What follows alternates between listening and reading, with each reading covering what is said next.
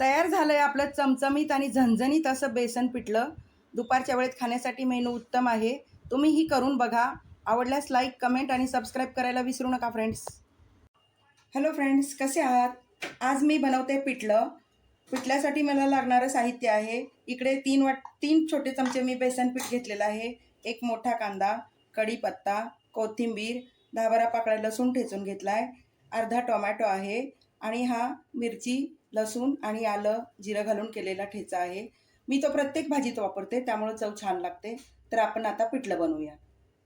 आता आपण पाणी घालून हे पीठ चांगलं मिक्स करून घेऊया. पिठलं म्हणजे कसं, दुपारच्या वेळेत तुम्हाला पटकन काही भाजी उपलब्ध नसेल आणि घरात एकट्या दुकट्या असेल तर पटकन पिठलं बनवून खाऊ शकता. सोपी रेसिपी आहे आणि चवीला खूप छान लागते. आता मी मीठ घालते. मीठ आणि हळद घालून परत एकदा फेटून घेऊया. हळद पिठातच घालायची, फोडणीत घातली तरी चालेल. मिक्स करून घेऊया. इकडे तेल गरम झालेलं आहे. पहिल्यांदा घालूया मोहरी, लगेच घालूया जिरं आणि अर्धा चमचा हिंग. हिंगामुळे खूप छान फोडणी बसते आणि पिठल्याला एकदम छान चव येते. आत्ता घालूया कांदा आणि लसूण.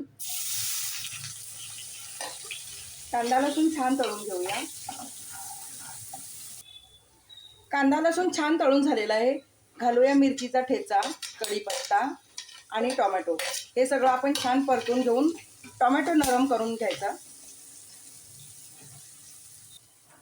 आता हे सगळं मिश्रण छान तळून झालेलं आहे. आता आपण घालूया पिठापासून तयार केलेलं मिश्रण. हे बघा, हे असं घालून घेऊया.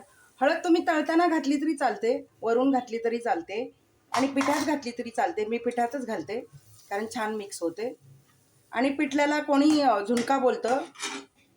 झुणका हा सुक्का असतो, म्हणजे एकदम सुक्कं पिठलं असतं, त्याला झुणका बोलतात. आणि पिठलं म्हणजे पाणी घालून थोडंसं पातळ असतं, त्याला पिठलं म्हणतात. आता आणखीन थोडंसं पाणी घालून आपण हे छान मिक्स करून घेऊया.